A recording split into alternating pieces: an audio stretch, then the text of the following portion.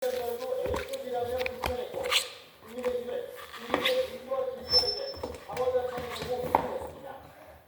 이제는 AI 시대에 고속도로를 구축해야 한다는 말씀은 이념을 넘어선 미래통합 선언이었습니다. 이재명 정부는 포퓰리즘 예산과 권력 장악을 위한 시도를 즉시 중단해야 합니다. 일반 통행식으로 질주하는 거대 여당도 운동장을 떠나 일탈한 제2야당도 나란히 양탄만 대폭이 됐습니다. 막을 올린 예산 정국에서도 비슷한 기류가 이어질 것으로 전망됩니다.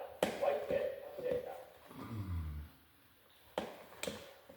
대통령실은 국민의힘의 보이콧을 두고 국회가 민생을 위해 조금 더 전향적으로 협치의 자세로 나와주기를 다시 한번 당부한다고 밝혔습니다.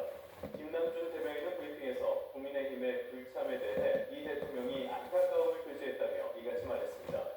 이어 시정연설 종료 뒤에 우원식 국회의장과 추가 면담이 진행됐고 이후에 여야 대표와 다시 한번 간담회를 요청했는데 야당 대표가 응하지 않았다고 덧붙였습니다.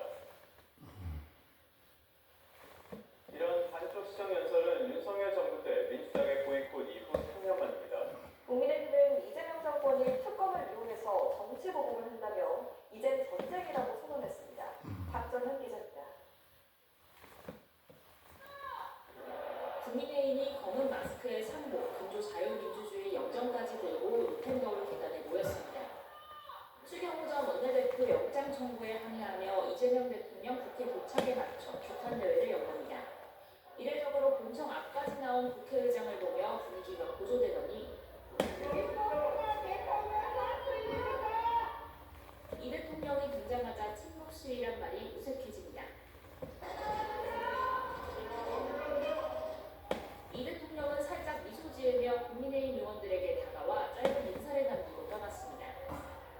시정연설 직전 사전환담 역시 국민의힘과 개혁신당 등 보수 야권 없이 진행됐습니다. 이 대통령이 오후 요인, 특히 번개불 파기환송으로 민주당 표적이 된 조희대 대법원장과 악수하는 모습도 눈길을 끌었습니다. 이 대통령은 작은 차이를 극복하자며 연대를 강조했고 우원식 국회의장은 지난해 윤석열 전 대통령이 시정연설을 건너뛴 것을 꼬집었습니다. 위치 관계로 못하더라도 한 방향을 향해서 같이 가면 좋겠습니다. 국회가 그런 역할을 하는 것이잖아요. 시정연설 대표께서 오지 않으셔서 그래서 청소년들에게 어떻게 좋아서 같이 시정연설 하시겠지 국민들로부터 굉장히 한 마음이 생길 것이라고 생각합니다.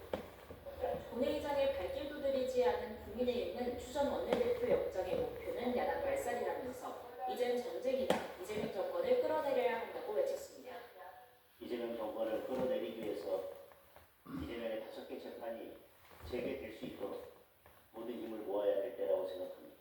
이번이 마지막 시정연설이 되어야 합니다. 추경호 전 원내대표는 불체포 특권을 내려놓고 특검 수사에 당당히 임하겠다고 강조했습니다. 민주당의 주문에 의한 그런 수사 결과를 만들고 개맞추기 작업을 한 거 아닌가 하는. 민주당도 지난 2022년 야당 시절 이재명 당시 대표를 겨냥한 수사에 반발해 시정연설에 불참했습니다. 3년 만에 반쪽 연설이 재연된 건데 여야가 바뀌었을 뿐 예산 첫 방문부터 눈살 찌푸려지는 극한 대치만 노출했다는 비판이 나옵니다. YTN 박정혜입니다. 15 부동산 대책의 후폭풍이 이어지고 있죠. 이번에는 부동산 관련 소식 짚어보겠습니다. 22대 국회의원이 보유한 주택 가운데 20%는 강남 지역에 집중됐다는 시민단체의 분석이 나왔습니다. 다주택 의원도 20%가 넘는 것으로 확인돼 부동산 정책의 신뢰도를 높이기 위한 조치가 필요하다는 지적이 나옵니다. 배민혁 기자입니다. 22대 국회의원 249명 가운데 유주택자는 234명으로 특별히 본인이나 배우자 명의로 보유한 주택은 299채였습니다. 절반이 조그만 데는 134채가 서울에 있는데 서울 지역구 49석에 2배가 넘습니다. 특히 이 가운데 20%가 넘는 61채는 강남 4구에 집중됐습니다.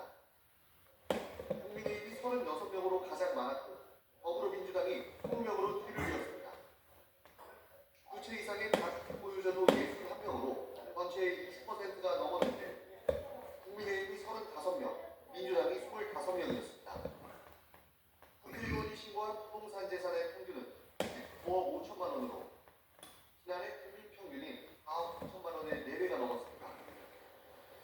거칠려는 국회의원 등 고위공직자가 부동산시장에서 이해관계자로 남아있는 한 공정성을 확보한 정책이 마련되기 어렵다고 지적했습니다.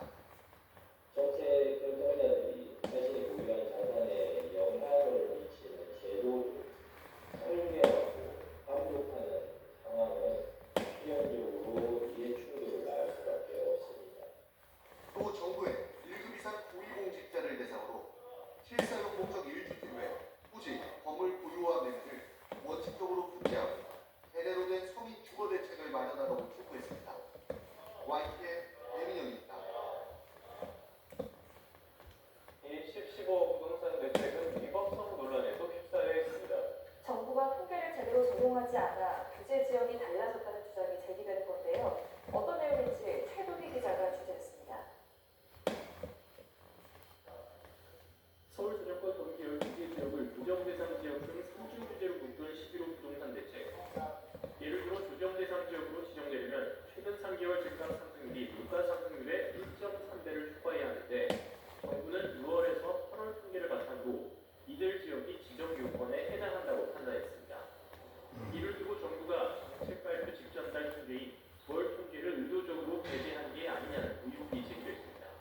국토부에서 뭐라 그랬냐면 9월분 통계가 아직 안 나와서 8월분 통계를 썼대요. 8월분 통계를 쓰면 이게 요건을 충족한다는 거예요. 지정하는 날이 속하는 달에 전달 통계가 없으면 그 전전달 거 써도 된다는 내용 있어요? 이에 대해 구윤철 경제부총리 겸 기획재정부 장관은 9월 통계가 발표되기 전이라 어쩔 수 없었다고 설명했습니다. 당시에는 통계가 없어가지고 불가피하게 이렇게 추진할 수밖에 없었다는 점장에 이게 말 관계부처에서도 규제 지역 지정 기준 충족 여부를 판단할 때 해당 기간 통계가 없다면 가장 가까운 월에 대한 통계를 활용하도록 규정도 있다고 해명했습니다. 규제 지역 지정을 위한 주거정책 심의위원회 심의 의견 지점이